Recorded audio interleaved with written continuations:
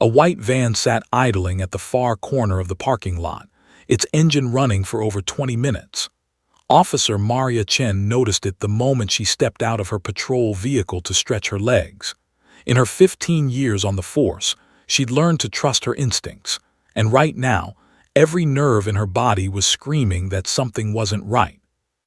The van itself was unremarkable, a standard commercial vehicle, white paint slightly faded, no company logos or markings. But that was exactly what bothered her. Most commercial vans displayed some kind of business identification. Plumbers, electricians, delivery services, they all advertised on their vehicles. This one was completely anonymous, like it was trying to blend into the background while simultaneously standing out by its very blankness. Maria leaned against her vehicle, pretending to check her phone while her eyes studied every detail. The driver wore reflective sunglasses despite the overcast weather. Heavy clouds blocked most of the afternoon sun, making sunglasses completely unnecessary. His head moved in mechanical sweeps, left to right, like a surveillance camera scanning the area. His hands gripped the steering wheel too tightly, knuckles white even from this distance. Then she spotted the passenger. A second man sat rigidly in the front seat, also wearing sunglasses. He held something in his lap, possibly a phone or a tablet, and kept looking down at it, then up at the rest stop facilities, then back down again. His lips moved as if he was counting or reciting something. Maria's stomach tightened. This was the behavior of someone executing a plan, checking off steps, making sure everything aligned perfectly. Her training kicked in automatically. She began cataloging details. The van's license plate, she memorized it instantly. The make and model, a Ford Transit, maybe 5 years old. The slight dent in the rear panel, the tinted windows that made it impossible to see into the cargo area. The vehicle sat at the furthest parking spot, backed into the space, a position that gave the occupants a clear view of the entire rest stop while making a quick exit easy. Maria's eyes swept across the rest stop grounds. Families dotted the picnic area. A young mother pushed a stroller toward the vending machines. 3 teenagers tossed a football near the grass. An elderly couple sat on a bench, sharing sandwiches and feeding scraps to eager pigeons. It was a perfect snapshot of American highway life, innocent, casual, completely unaware. That's when she spotted the third person. Near the restroom building, a man in a dark jacket lingered by the water fountain. He wasn't using the fountain. He wasn't waiting for anyone coming out of the restrooms. He just stood there, phone pressed to his ear, but Maria noticed something crucial. His lips weren't moving. He wasn't actually talking to anyone.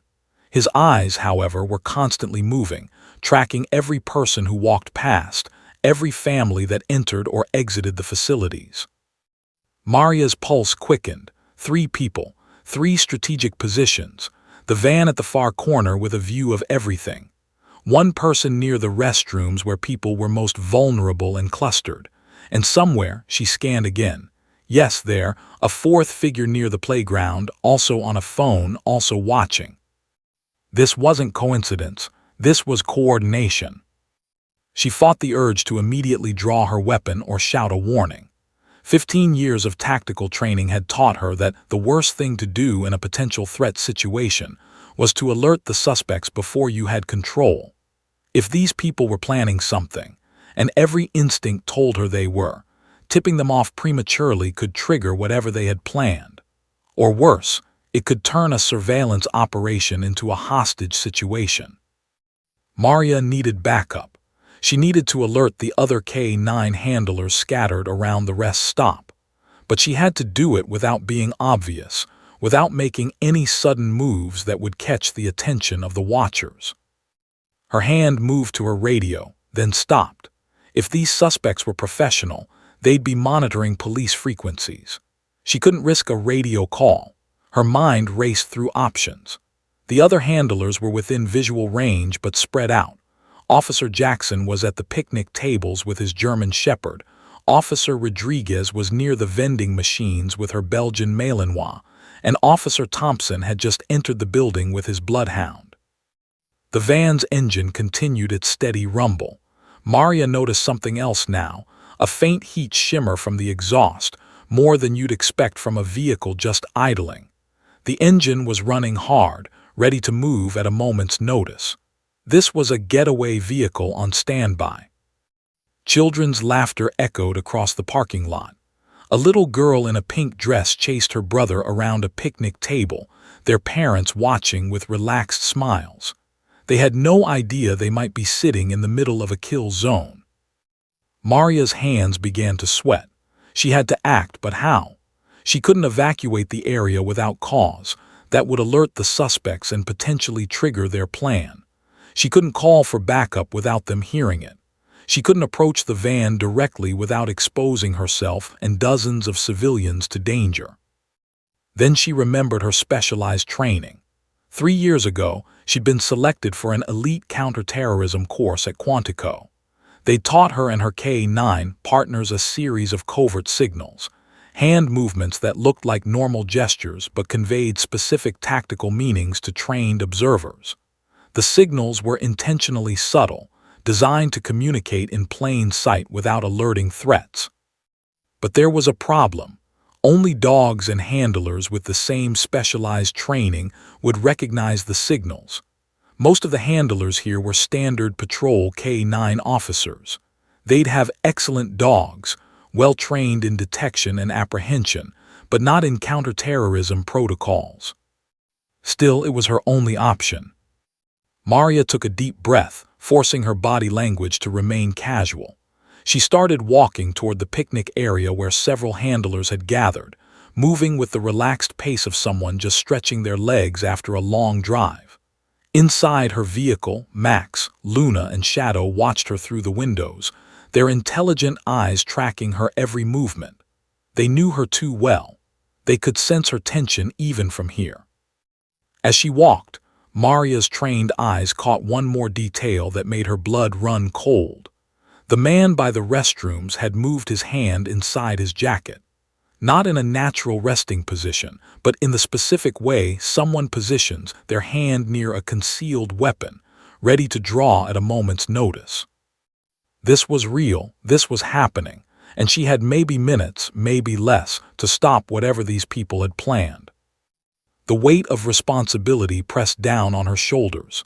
Every person here, every child, every parent, every traveler, their lives might depend on what she did in the next few moments. Maria's fingers prepared to form the signal. She just hoped someone would see it. She hoped someone else's dog had the same training. Because if she was alone in this, things were about to get very dangerous very quickly. The van's engine continued its ominous rumble, waiting. Maria approached the group of K-9 handlers with practiced casualness, her face arranged in a relaxed smile that completely contradicted the adrenaline coursing through her veins. Officer Jackson stood near a picnic table, his German Shepherd Rex sitting alertly beside him. Officer Rodriguez leaned against a trash receptacle, her Belgian Malinois Athena panting in the afternoon heat. 3 other handlers she didn't know personally were scattered nearby, their dogs resting or exploring within the boundaries of their leashes. "Beautiful day for a break, isn't it?" Maria said loudly enough for anyone watching to hear. Her voice carried the light, conversational tone of colleagues catching up during a routine stop. Nothing to see here, nothing unusual, just cops talking shop. Officer Jackson nodded, taking a sip from his water bottle. Long drive ahead, these stops are essential. He had no idea what was coming. Maria laughed at something Rodriguez said about traffic conditions, playing her part perfectly. But as she turned slightly, angling her body away from the white van's line of sight, her right hand began to move.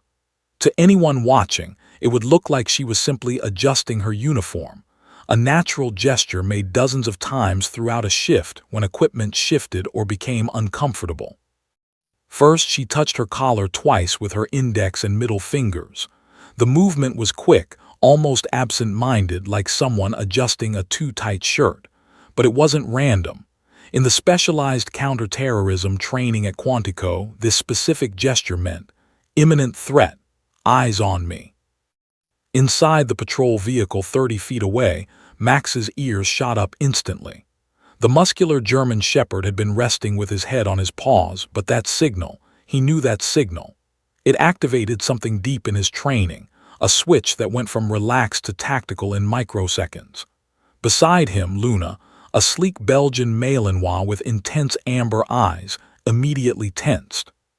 Shadow, the largest of the three, a black German shepherd with an almost supernatural awareness, pressed his nose against the window, every muscle coiled. Maria continued talking, her conversation flowing naturally about weather patterns and highway conditions. Her hand moved again, this time to her hip, fingers drumming a specific pattern against her utility belt. 3 taps, pause, 2 taps. To the casual observer, it looked like nervous energy or boredom. In reality, it was code. Multiple suspects. Coordinated threat. She caught the slightest change in Officer Jackson's posture. His dog Rex had suddenly gone rigid, staring directly at Maria with laser focus. Jackson noticed immediately. A good handler always knows when their partner detects something. His eyes flickered to Maria's face, then followed Rex's gaze to her hands. Maria made the final gesture of the sequence. Her hand dropped in a subtle downward motion, palm facing the ground, fingers spread slightly before closing into a loose fist. It took less than 2 seconds. The signal meant, explosive threat, prepare for tactical response. The reaction was instantaneous among the trained dogs. Max erupted into motion inside the vehicle, his massive paws hitting the window. He didn't bark, his training was too good for that, but his entire body vibrated with controlled urgency. Luna and Shadow joined him, all 3 pressing against the glass, their eyes locked on Maria with absolute focus. They understood. The signal had been given. Their handler needed them, and whatever was coming required their full tactical capability. Officer Rodriguez's dog Athena suddenly broke from her relaxed pant, her head snapping toward Maria. Athena had been through advanced training in Brussels, part of an international K9 exchange program. She recognized the European variation of the same signal system. Rodriguez immediately stopped mid-sentence, her hand instinctively moving to her sidearm. Across the parking area, Officer Thompson's bloodhound Duke, normally placid and food-motivated, suddenly pulled toward Maria's position, his tail straight out, his demeanor completely changed. Thompson, a veteran with 20 years of experience, felt the shift in his partner and knew something was wrong. But most of the other dogs showed no reaction at all. Their training was excellent for standard patrol work, drug detection, tracking, apprehension, but they didn't have the specialized counterterrorism protocols. They continued resting or sniffing around, oblivious to the coded communication happening right in front of them. 3 dogs total recognized the signal beyond Maria's own 3, Rex, Athena, and Duke. Their handlers were now watching Maria carefully, waiting for her next move, trusting that whatever she'd signaled was legitimate and urgent. Maria kept her voice light, but her words were carefully chosen. "You know, Jackson, I've been thinking about that seminar we attended in Virginia. The one about behavioral pattern recognition really changed how I observe crowds." Jackson's eyes widened slightly. Virginia Quantico, the specialized training. She was referencing their shared advanced coursework. He gave an almost imperceptible nod. "Yeah, that was valuable. Taught us to see things others might miss." "Exactly," Maria continued, her casual smile never wavering even as her heart hammered. "Like that white van over there. Been idling for 25 minutes now. Driver and passenger both wearing sunglasses on an overcast day. Man by the restrooms who's been on a fake phone call for 10 minutes. Another near the playground. Classic surveillance positions." Rodriguez tensed but didn't turn to look. Her training was good, never stare directly at a threat you're surveilling. 4 suspects. "At minimum," Maria confirmed quietly. "Vans positioned for quick exit. They're watching the crowd, not using the facilities. My dogs caught something in the air when we first arrived. They're trained for explosives." Thompson moved closer, his approach casual. "What's the play?" We need to evacuate without alerting them, Maria said, her smile still in place as if they were discussing something completely mundane. If they realize we're onto them, they might trigger whatever they've got planned. But if we wait too long... She didn't need to finish the sentence. Every handler understood the impossible calculation. Act too quickly and provoke the attack. Wait too long and allow it to happen. Officer Jackson scratched his chin thoughtfully, his eyes distant as if lost in memory. Remember that drill scenario, the shopping mall exercise. We used the aggressive dog protocol to clear civilians. Maria's eyes lit up. Perfect. It was a common tactic. If you needed to evacuate an area quickly without causing panic, you claimed one of the K-9s was acting aggressive and needed space. People would move without questioning, without panicking, just a reasonable precaution around police dogs. Rex has been a bit agitated today, Jackson said loudly, projecting his voice. Might need to give him some space from the crowd. Other handlers who weren't read into the situation immediately understood the standard protocol. They began casually guiding their dogs toward the civilian areas, creating a natural buffer that would allow them to start moving families toward the building and away from the parking lot. Maria's hand moved to her radio, switching to an encrypted channel. She spoke quickly and quietly. "Dispatch, this is Officer Chen, badge 2847. Code black at mile marker 127, rest stop. Need immediate backup, bomb squad and tactical units. Multiple suspects, potential explosive device. Initiating covert evacuation."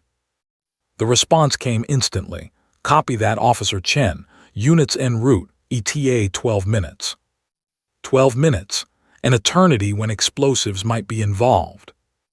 In the patrol vehicle, Max, Luna, and Shadow remained at full alert, their eyes never leaving Maria. They were waiting for the release command, the signal that would send them into action.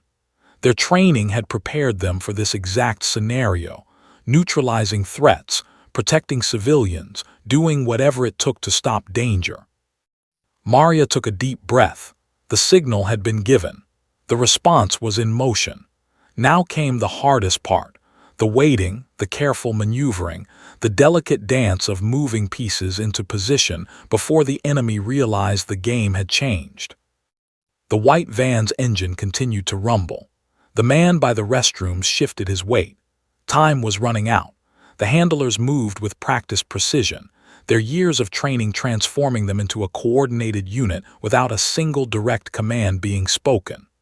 Officer Rodriguez began herding families toward the main building with Athena, her voice friendly but firm. "Folks, we're going to need everyone to move inside for just a few minutes. One of our K-9s is having a stressful day, and we want to give him some space to calm down." Parents gathered their children without protest, trusting the authority of the uniform. A mother scooped up her toddler, a father grabbed their picnic basket, and within 90 seconds the picnic area was clearing.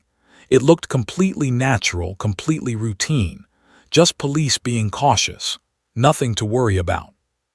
But Maria's attention was locked on her vehicle. Max pressed against the window so hard his breath fogged the glass. She could see the intensity in his eyes. He wasn't just alert, he was insistent. Something had triggered his deepest training, the kind of response reserved for only the most serious threats. She moved to her patrol vehicle and opened the rear door. The moment it clicked open, Max exploded out with controlled purpose. He didn't run wild. His training was too refined for that, but every movement radiated urgency. Luna and Shadow followed immediately, all three dogs moving in synchronized formation like a tactical unit deploying for combat. Maria had worked with these dogs for years. She knew their every signal, every nuance of their behavior. Max's tail was rigid, his ears pinned forward, his nose working the air in rapid sniffs. This was his explosive detection posture, the one he demonstrated hundreds of times in training, but had only used operationally twice before in his career. "Max, seek," Maria commanded quietly, giving him permission to follow his instincts. The powerful German Shepherd's nose went into overdrive. Dogs possess up to 300 million olfactory receptors compared to a human's 6 million. Their sense of smell is 40 times more acute, capable of detecting odors in parts per trillion. Max could smell things that existed only as molecular traces in the air, scents that had traveled on wind currents and clung to surfaces. And right now, his nose was telling him something was very, very wrong. He pulled toward the white van with absolute certainty, his entire body leaning into the detection.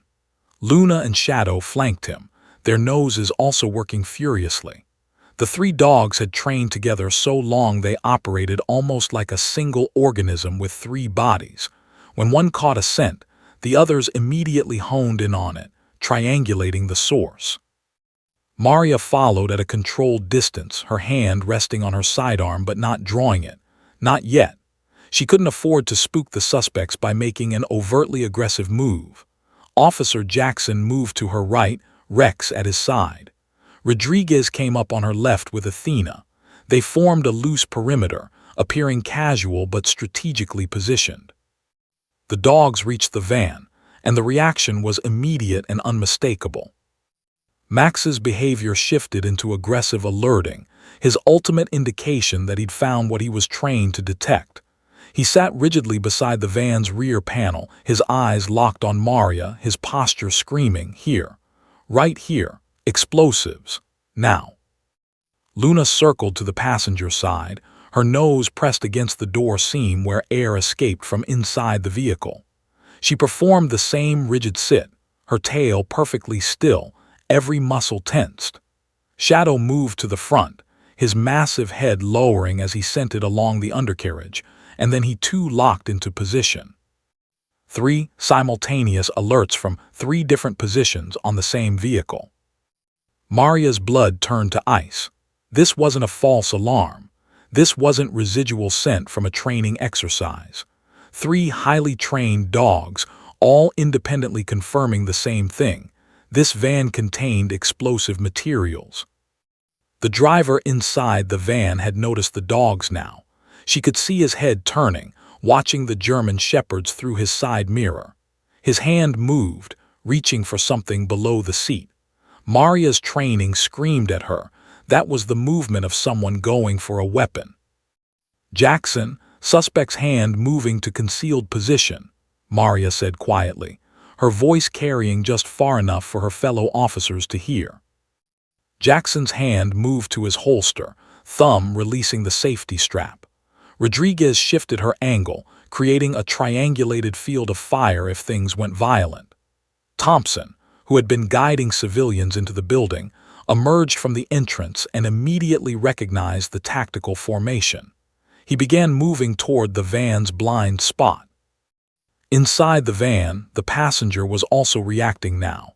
He looked up from his tablet or phone, his body language shifting from patient waiting to sudden alertness. He tapped the driver's shoulder rapidly, urgently. They knew they'd been made. The man by the restrooms, the one who'd been pretending to talk on his phone, was now walking quickly toward the van. Not running, which would draw too much attention, but moving with purpose. His hand was inside his jacket, definitely gripping something. Maria's radio crackled quietly. "All units ETA 9 minutes. Bomb squad 12 minutes. State police en route. You are authorized to engage if threat becomes imminent." 9 minutes. The words hung in the air like a death sentence. 9 minutes was an eternity in a tactical situation. 9 minutes was enough time for someone to detonate a bomb, take hostages, or trigger a massacre. Max remained locked in position, his eyes never leaving Maria's face. He'd done his job. He'd found the threat. Now he was waiting for her to do hers. Maria made a split-second tactical decision. They couldn't wait for backup. Not with explosives confirmed and suspects clearly aware they'd been detected. Every second of delay increased the risk that these people would trigger whatever they'd planned.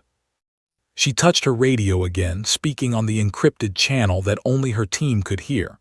"All units, we have confirmed positive alert for explosives. Multiple suspects aware of our presence. Man approaching from restrooms armed. Suspect in playground position unknown. I'm calling this active. We're going tactical now.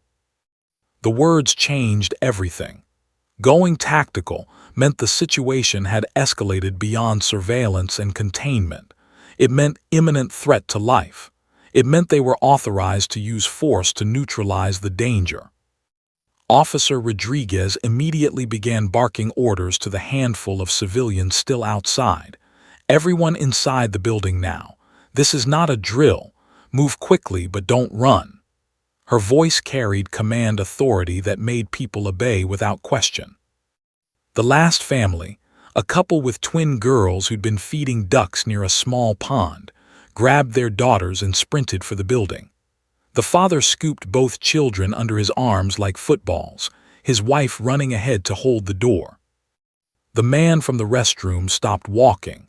He'd seen the sudden shift in the officers' postures, the way their hands had moved to weapons. His hand came out of his jacket holding something dark and metallic. "Gun," Jackson shouted. Everything happened at once. The van's rear doors suddenly burst open. Two more men Maria hadn't even seen tumbled out of the cargo area, both armed. The driver's door flew open. The passenger door opened. Suddenly there weren't 3 or 4 suspects. There were 6, maybe 7, all emerging from concealment simultaneously. Max, Luna, and Shadow erupted into motion without needing commands. Their training took over, overriding everything else. Max launched himself at the nearest suspect, 85 pounds of muscle, and training moving faster than most people could react. His jaws were already open, targeting the arm holding the weapon, exactly as he'd been trained to do thousands of times. Luna streaked toward the van's driver, her smaller frame giving her incredible speed and agility. Shadow, the largest and most powerful, charged at 2 suspects emerging from the van's rear, his size alone enough to make grown men hesitate. Gunshots cracked through the air. Civilians screamed from inside the building. And Maria's world narrowed to a single, crystal-clear focus. Stop these people before they could trigger whatever explosive device was inside that van. Because if that bomb went off with this many people nearby, the rest stop would become a crater, and everyone here would die. The discovery had been made. Now came the fight. Officer Maria Chen's voice cut through the chaos like a blade. "Command, this is Officer Chen. Shots fired at mile marker 127. Multiple armed suspects. Officer needs assistance. Repeat, officer needs assistance." The words "officer needs assistance" were sacred in law enforcement. Every available unit within 50 miles would now be screaming toward their location, sirens wailing, pushing their vehicles to maximum speed. But Maria knew the terrible mathematics of distance and time. Even the closest backup was still 7 minutes away. 7 minutes in a gunfight was a lifetime. The first gunshot had come from the man near the restrooms, a wild, panicked shot that went high and wide, punching through a wooden picnic shelter. He was scared, untrained, his hands shaking as he tried to aim again. Officer Jackson didn't give him the chance. "Drop the weapon, police!" Jackson's voice boomed with absolute authority as he moved laterally, his own sidearm trained center mass on the suspect. Rex remained at his side, not attacking yet, waiting for the command. Jackson's training was textbook perfect. He was giving the suspect every opportunity to surrender, even as his finger rested on the trigger ready to fire if needed. The suspect's eyes darted between the armed officer and the snarling German shepherd. His gun hand wavered. For a moment, it looked like he might comply. Then his eyes flicked toward the van, and Maria saw his decision in that microsecond before he made it. He was going to shoot. "Rex, apprehend," Jackson commanded. The German shepherd launched forward like a missile. Rex covered the 20 feet between them in less than 2 seconds, his powerful jaws clamping onto the suspect's gun arm before the man could complete his aim. The weapon discharged into the ground as Rex's weight and momentum drove the suspect backward. They hit the pavement hard. Rex maintaining his grip, shaking his head with controlled aggression that had been honed through thousands of hours of training. The gun clattered away across the asphalt. Meanwhile, Max had reached the van's driver. The man had cleared his door and was raising what looked like a cell phone, but Maria's training recognized it instantly. Not a phone, a remote detonator. "Max, attack!" Maria screamed. Max's teeth found the man's wrist in a crushing grip. The detonator flew from the suspect's hand, skittering under the van. The driver screamed in pain and terror, trying desperately to pull away, but Max was relentless. The dog had been trained not just to bite, but to control, to prevent any further hostile action. The suspect's entire arm was immobilized, trapped in jaws that exerted over 300 pounds of pressure per square inch. Luna had engaged the passenger, who'd made the mistake of trying to run. The Belgian Malinois was faster than any human over short distances, and she'd been bred for centuries to chase and catch fleeing targets. She hit the running man from behind, her teeth finding purchase on his calf, bringing him crashing down onto the pavement. He tried to roll, tried to fight, but Luna was already transitioning her grip to his arm, pinning him effectively. Shadow faced the most dangerous situation. Two men had emerged from the van's rear cargo area, both armed with what looked like semi-automatic handguns. They were raising their weapons toward the officers when Shadow crashed into the first one like a black avalanche. At 95 pounds, Shadow was the largest of Maria's 3 dogs, and he used every ounce of that mass to devastating effect. The suspect went down hard, his gun discharging into the air as Shadow's jaws found his shoulder. The second suspect from the van had a clear shot now. He was raising his weapon toward Officer Rodriguez, his finger tightening on the trigger. Time seemed to slow for Maria. She could see it happening, could see Rodriguez turning, could see she wasn't going to make it in time. Maria's own weapon came up in one fluid motion, her training taking over. "Drop it!" she shouted, giving him one final chance. He didn't take it. His gun continued its arc toward Rodriguez. Maria fired twice. Center mass. Textbook. The suspect jerked backward, his weapon falling from his hand as he collapsed against the van. Maria felt no satisfaction, no triumph, just the grim awareness that she'd done what was necessary to protect her fellow officer's life. Rodriguez had her own weapon trained on the van now, scanning for additional threats. "Clear on my side," she called out. Thompson had circled around during the chaos and now had eyes on the fourth suspect, the one who'd been near the playground. The man was sprinting toward a sedan parked 3 rows away, clearly trying to escape. Thompson's bloodhound Duke wasn't trained for apprehension like the German Shepherds and Malinois, but Thompson himself was a former college track athlete. "Stop, police!" Thompson shouted, breaking into a run. The suspect reached his car and fumbled with his keys. Thompson was closing the distance, his weapon drawn. The suspect got the door open, started to climb in. Thompson reached him just as the engine started, yanked the door wide and pulled the man from the vehicle. They went down together in a tangle of limbs. Duke arrived seconds later, placing himself between his handler and the suspect, barking furiously, ensuring the man didn't try to resist. Back at the van, Maria was doing a rapid threat assessment. The driver was still screaming, Max's jaws locked on his arm. The passenger was face down with Luna standing on his back. Shadow had his suspect pinned. Rex's target was subdued and handcuffed. Jackson had moved with remarkable speed. Rodriguez's suspect was down but groaning, still alive. Thompson had his man controlled. 6 suspects, all neutralized in less than 90 seconds. But the van still sat there, engine running, rear doors open. And somewhere underneath it was a detonator that had fallen from the driver's hand. "Nobody move," Maria commanded. "We still have an explosive device." The words sent a chill through everyone. The fight was over, but the real danger hadn't passed. Inside that van could be enough explosive material to level half the rest stop. And they had no idea if there was a backup trigger, a timer, or a dead man's switch. Maria's radio crackled.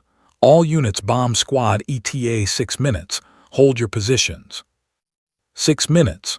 They had to keep this area locked down for 6 more minutes, hoping that nothing triggered whatever was inside that van. Maria looked at Max, still maintaining his grip on the driver's wrist, his eyes focused and professional despite the chaos around him. "Good boy, Max," she said quietly.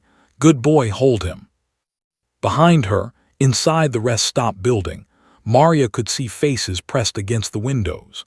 Civilians watching in horror and fascination as police officers and their K-9 partners had just stopped what could have been a catastrophic attack. The afternoon sun broke through the clouds for just a moment, casting sharp shadows across the parking lot.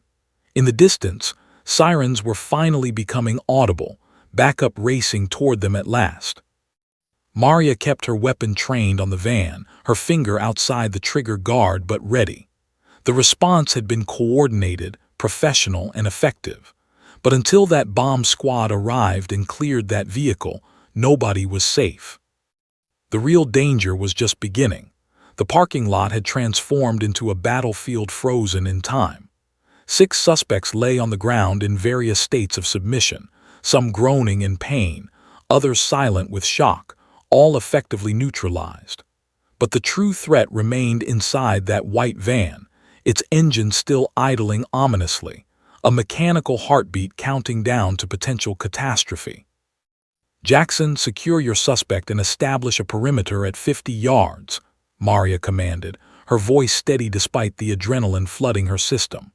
"Rodriguez, get those civilians evacuated to the far side of the building, behind the structure. Thompson, call highway patrol and shut down this rest stop, nobody in or out." The officers moved with precision, their training overriding the natural human response to freeze after a shooting. Jackson had his suspect, the man from the restrooms, handcuffed and being dragged away from the van by 2 state troopers who'd arrived from a nearby patrol.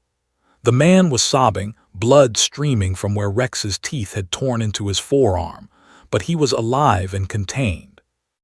Officer Rodriguez was already herding the terrified civilians from the building's windows. "Everyone to the east side. Move away from the parking lot. This is an active emergency." Parents clutched children, some crying, others too shocked to make a sound. The elderly couple who'd been feeding pigeons were being helped along by a young man in a business suit, all of them moving as quickly as they could manage. Thompson coordinated with highway patrol, and within 2 minutes, orange traffic cones and patrol vehicles blocked both entrances to the rest stop. The electronic highway signs a mile in each direction now flashed. "Rest stop closed, use alternate FACILITIES." Maria's attention never left the van. Max maintained his iron grip on the driver's wrist, his training allowing him to hold without causing additional damage but preventing any movement. The driver had stopped screaming and now whimpered pathetically, his face pale with pain and fear. "Please," the man gasped, "please call him off. I'll tell you everything, just please." "You stay absolutely still," Maria interrupted, her voice cold as steel. "That dog is the only thing keeping you from doing something stupid right now. Where's the detonator?" It fell under the van when the man's voice broke into sobs. Maria's stomach dropped, under the van, within reach if someone was desperate enough or crazy enough to try for it.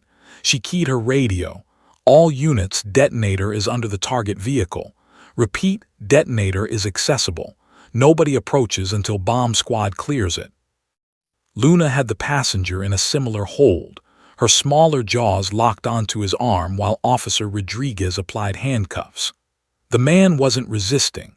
He stared at the Belgian Malinois with pure terror, barely breathing, afraid any movement might provoke another attack. Shadow stood over his suspect like a monument carved from black marble.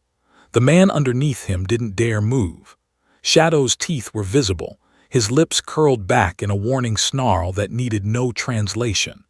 At 95 pounds of pure muscle and primal intimidation, Shadow was the definition of controlled aggression.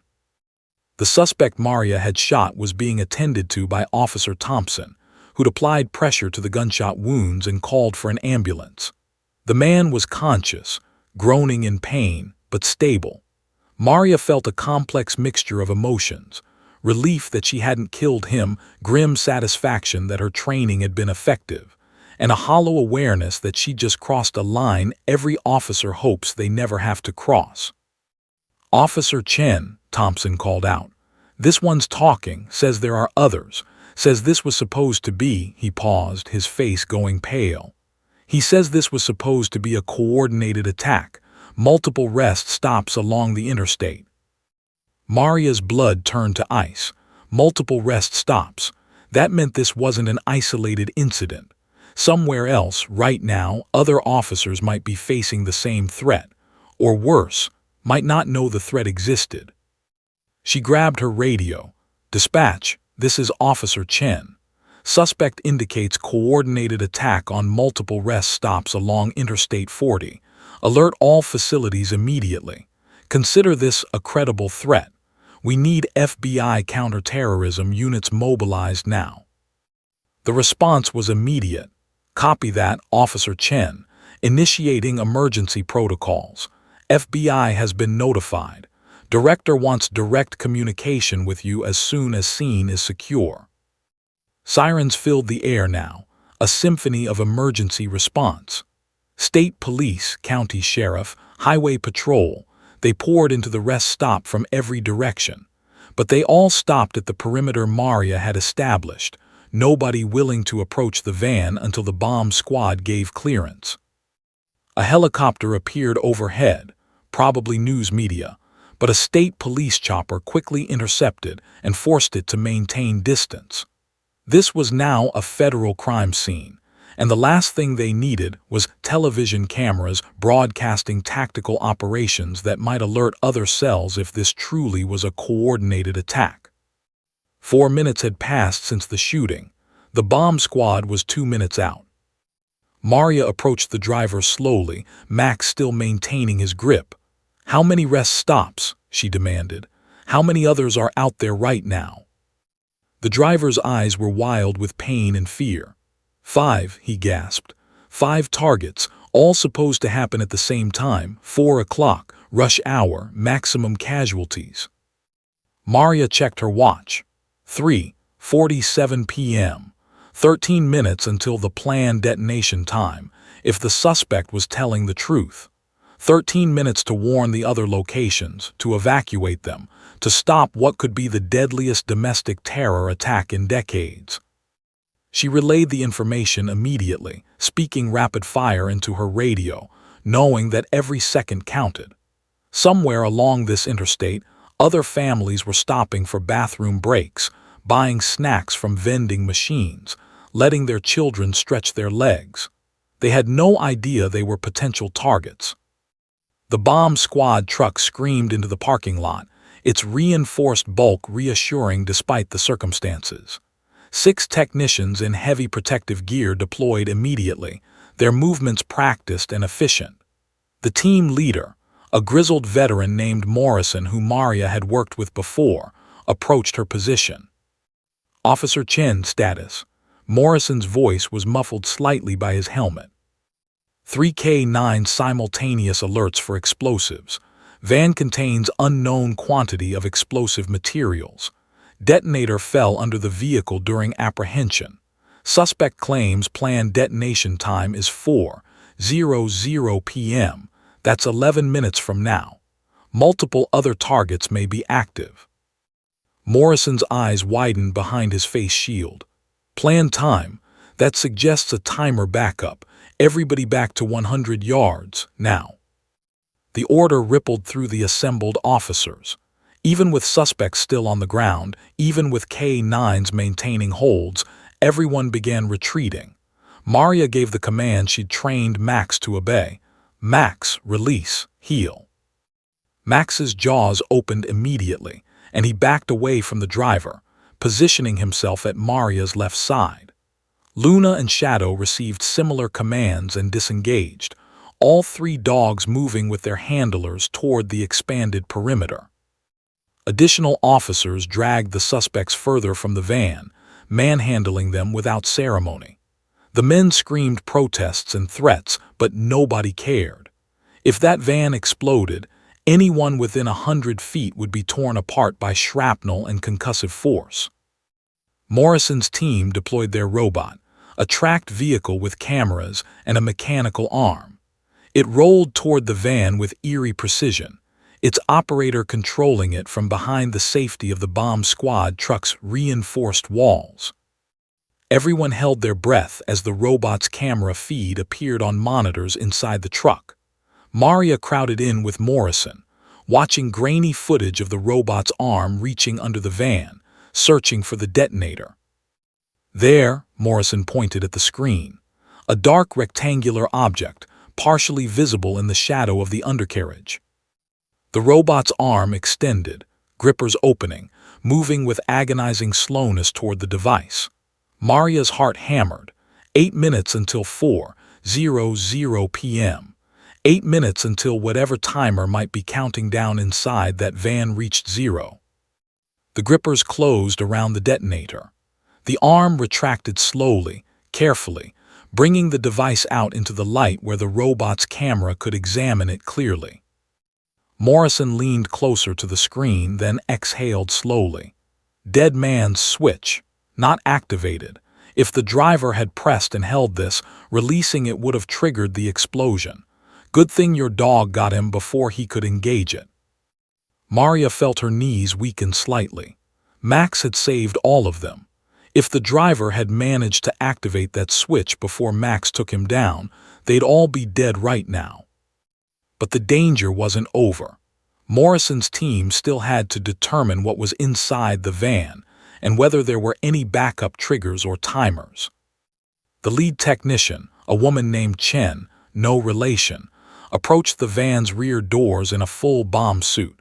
She moved like an astronaut on the moon, each step deliberate, her breathing controlled and steady. She carried a portable X-ray device that would let them see inside without opening anything. Maria watched the monitors as the X-ray images appeared. What they showed made Morrison curse under his breath. "Jesus Christ," he whispered. "That's enough C4 to take out a city block." 3 hours later, the rest stop remained a maze of emergency vehicles, their red and blue lights painting the evening sky in pulsing colors. The bomb squad had successfully disarmed and removed 85 pounds of C4 explosive from the van, enough destructive power to create a crater 30 feet deep and obliterate everything within a 200-foot radius. The death toll, had the bomb detonated during the rest stop's peak hours, would have exceeded 200 people. Officer Maria Chen sat in a mobile FBI command center, a converted RV filled with communications equipment and computer monitors. Her uniform was soaked with sweat, her hands still trembling slightly from the adrenaline come-down that always followed critical incidents. Max, Luna, and Shadow rested at her feet, finally allowed to relax after hours of maintained alertness. Someone had brought them water and treats, which they'd accepted gratefully. Special Agent Victoria Rains sat across from Maria, her laptop open, her expression grave. Rains was a 20-year veteran of the FBI's counterterrorism division, a woman whose calm demeanor concealed a razor-sharp analytical mind. Behind her, 2 other agents monitored incoming reports from across the interstate system. "Officer Chen, what you and your team prevented today?" Rains paused, seeming to struggle for words. "I've been doing this job for 2 decades. I've investigated attacks, stopped plots, seen the aftermath of bombings. What you stopped today would have been the deadliest domestic terror attack since Oklahoma City." Maria felt the weight of those words settle over her. She'd been operating on training and instinct, not fully processing the magnitude of what had almost happened. "The other rest stops?" she asked quietly. Rains pulled up a map on her laptop, rotating the screen so Maria could see. 5 red dots marked locations along Interstate 40, spanning 3 states. "Thanks to your alert, we evacuated all 5 target locations within 9 minutes. We found explosive devices at 3 of them. The suspects at the other two locations apparently fled when they realized the coordinated timing was compromised. She clicked through images. Rest stops in Tennessee, Arkansas, and Oklahoma, all swarming with emergency personnel. One showed a bomb squad robot similar to the one Maria had seen. Another showed suspects in custody, lined up against patrol vehicles. A third showed families being escorted to safety, children clutching stuffed animals, parents looking shell-shocked. "We've arrested 17 people so far," Rains continued. "The surveillance footage and communications intercepts paint a clear picture. This was a meticulously planned operation. 6 months in the making. They'd surveilled these rest stops, studied traffic patterns, identified the peak hours when the maximum number of families would be present." Maria felt sick. 6 months. These people had spent half a year planning mass murder, watching innocent families, calculating how to kill the most people possible. "Why rest stops?" she asked. "Why these specific locations?" Rains pulled up another document. Symbolic and strategic. Interstate 40 is one of America's major east-west corridors. Families on vacation, truckers moving goods, people living their normal lives. The attackers wanted to strike at the heart of ordinary American life. They wanted people to be afraid to travel, to move freely, to trust public spaces. She paused, letting that sink in. They planned synchronized detonations at exactly 4:00 p.m. Rush hour. Maximum traffic. If they'd succeeded, we'd be looking at 5 simultaneous explosions across 3 states. The death toll would have been catastrophic. The psychological impact would have been incalculable, and the economic disruption would have shut down interstate commerce for weeks. Agent Rains pulled up security footage from the rest stop where Maria had been. The timestamp showed 3:22 p.m., 24 minutes before Maria had noticed the suspicious van. The video showed families everywhere, children running, laughing, playing, parents relaxing, elderly couples enjoying the sunshine, all of them oblivious to the 4 men watching them, counting down the minutes until detonation. "But they never expected this," Rains said, pulling up different footage. This showed Maria's approach to the group of handlers, showed her hand movements, the subtle signals that had started everything.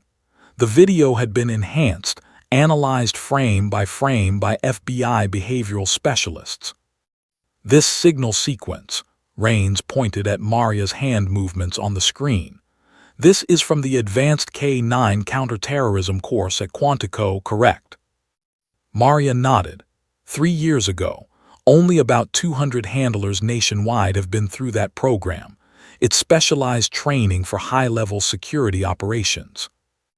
"And your dogs, Max, Luna, and Shadow, they've all been through it." "Yes, it's intensive. 6 months of additional training beyond standard K-9 certification.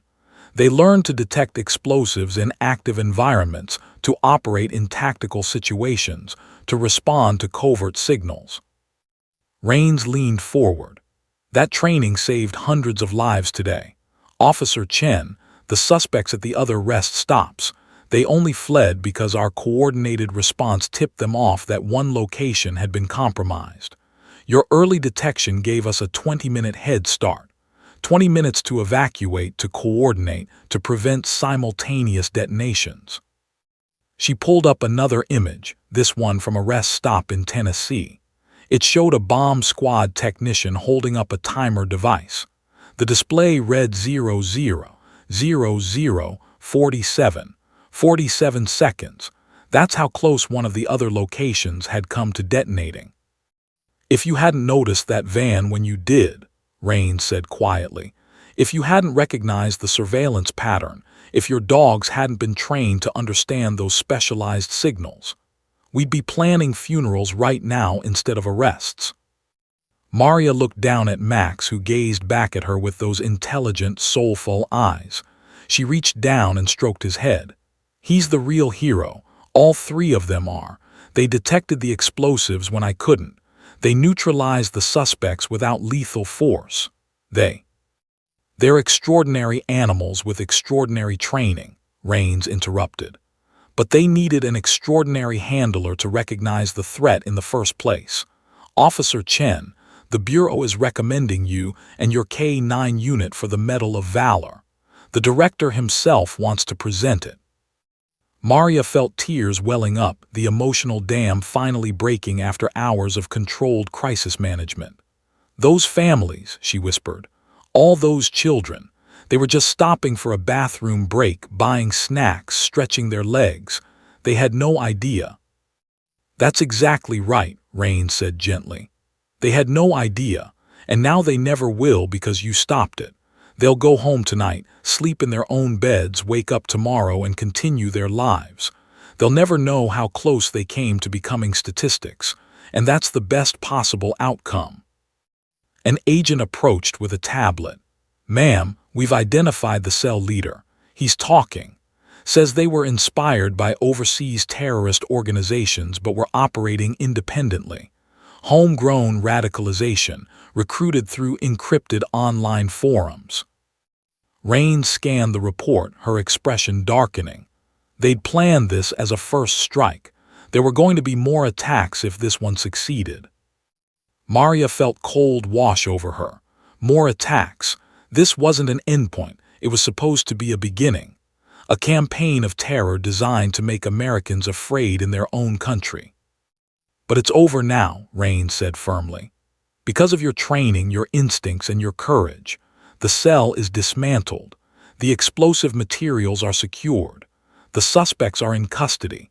And somewhere out there, families are sitting down to dinner, completely unaware that a police officer and 3 remarkable dogs saved their lives today. Through the command center window, Maria could see the rest stop slowly returning to normal. The bomb squad was packing up. The perimeter was contracting. In a few hours, this place would reopen, and travelers would stop here again, never knowing what had almost happened on this ordinary Sunday afternoon. Max's tail thumped against the floor. Luna yawned. Shadow's eyes were already drifting closed, finally relaxing after hours of sustained alertness.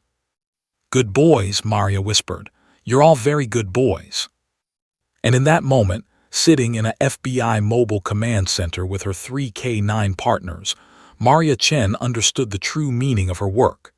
It wasn't about recognition or medals. It was about these quiet moments after the storm, knowing that somewhere, children were being tucked into bed safely, families were laughing together, lives were continuing undisrupted. Because 3 police dogs had noticed a hidden signal. And everything had changed.